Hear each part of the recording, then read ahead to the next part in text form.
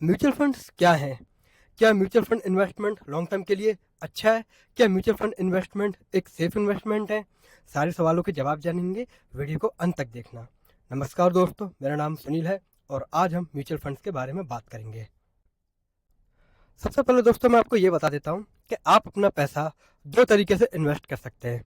सबसे पहला तरीका होता है कि आप खुद से डायरेक्ट स्टॉक मार्केट में अपना पैसा निवेश करिए या फिर आप म्यूचुअल फंड के जरिए आप अपना पैसा निवेश करिए। मैं आपको यही बता दूं कि म्यूचुअल फंड्स भी आपका पैसा स्टॉक मार्केट में ही लगाता है। अब बात करते हैं कि आखिर म्यूचुअल फंड्स होता क्या है। क्या आपको अपना पैसा खुद से इन्वेस्ट न करके म्यूचुअल फंड के जरिए लगाना चाहिए?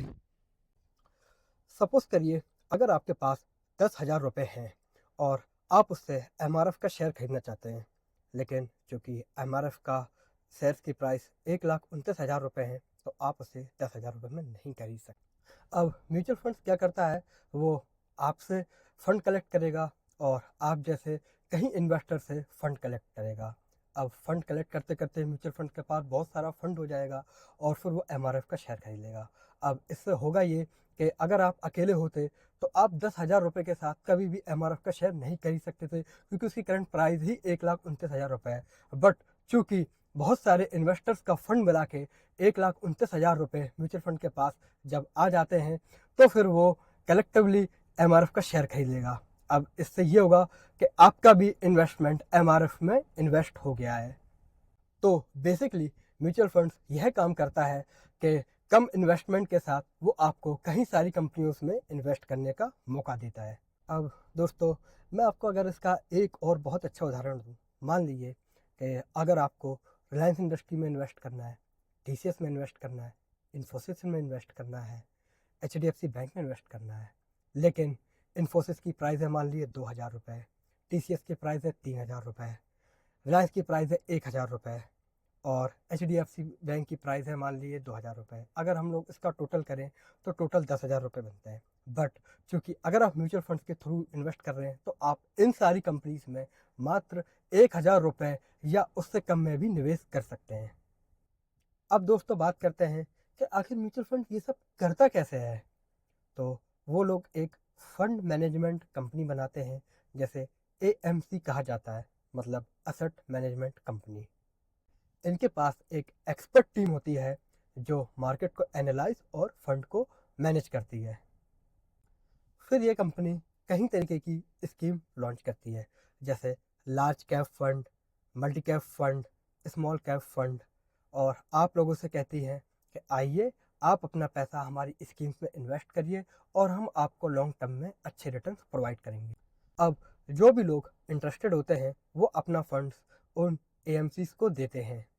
अगर इन्वेस्ट करने के बाद आपको उन पैसों की ज़रूरत पड़ती है तो आप कभी भी म्यूचुअल फंड से यह पैसा निकाल सकते हैं और 2 दिन के अंदर वह पैसा आपके खाते में आ जाता है।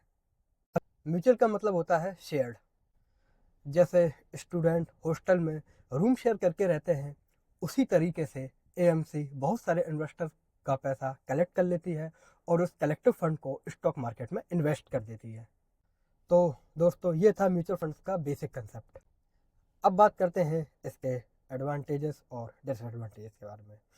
इसका सबसे पहला एडवांटेजेस है डाइवर्सिफिकेशन। डाइवर्सिफिकेशन मतलब आप बहुत ही कम थोड़े पैसों के साथ बहुत सारी कंपनीज में इन्वेस्ट कर सकते हैं। दूसरा advantages, expert team. Mutual fund में आपका फंड एक एक्सपर्ट टीम द्वारा मैनेज किया जाता है, जो कि मार्केट को अच्छे से एनालाइज करती है, उसके बाद ही वो आपके फंड को स्टॉक मार्केट में इन्वेस्ट करती है। तीसरा आता है लो इन्वेस्टमेंट। आप म्यूचुअल फंड से 500 रुपये हर महीने से भी बहुत सारी कंपनियों में इन्वेस्ट कर सकते हैं। चौथा है हाईली रेगुलेटेड। अब म्यूचुअल फंड्स को सेबी द्वारा रेगुलेट किया जाता है। सेबी मतलब securities exchange board of India, जैसे बैंक्स को आरबीआई रेगुलेट करता है। फ्रेंड्स, अभी तो मैंने आपको म्यूचुअल फंड्स के एडवांटेजेस के बारे में बताया है। अब बात करते हैं इसके डिसएडवांटेजेस मतलब नुकसान के बारे में। पहला, फ्लक्चुएटेड रिटर्न। क्योंकि म्यूचुअल फंड्स में आपका पैसा स्टॉक मार्केट में ही लगता है और आपको तो पता ही है स्टॉक मार्केट ऊपर नीचे होता रहता है, इसलिए इसमें आपका रिटर्न फिक्स नहीं होता है। इसका दूसरा डिसएडवांटेजेस है टैक्सेस। म्यूचुअल फंड्स में शॉर्ट टर्म और long term capital gain taxes दोनों लगते हैं। अब बात करते हैं म्यूचुअल फंड्स के सबसे बड़े यूज़ के बारे में। म्यूचुअल फंड्स को आपको हमेशा लॉन्ग टर्म इन्वेस्टमेंट या फिर लॉन्ग टर्म गोल को अचीव करने के लिए ही करना चाहिए। फॉर एग्जांपल, जैसे मान लीजिए आपको अपने बच्चों की शादी करनी है 20 साल के लिए, तो आप म्यूचुअल फंड्स के किसी भी फंड्स में 20 साल के लिए इन्वेस्ट रह सकते हैं। या फिर आपको अपने बच्चों की एजुकेशन फीस के लिए पैसा चाहिए, आगे जाकर मान लीजिए जब आपके बच्चे बड़े होते हैं तो भी आप म्यूचुअल फंड्स में इन्वेस्ट कर सकते हैं। देखिए दोस्तों, अभी मैंने जो भी गोल्स बताए हैं ये सिर्फ एक उदाहरण है। जो भी गोल्स रहते हैं वो अलग अलग पर्सन्स के नीड्स के ऊपर डिपेंड करता है कि क्या उसकी नीड्स है और क्या उसका गोल होना चाहिए।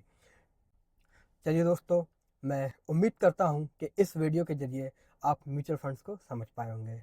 अगर आपको मेरी ये दी गई जानकारी पसंद आई हो तो कृपया करके मेरे चैनल को ज़रूर सब्सक्राइब करें। जय हिंद।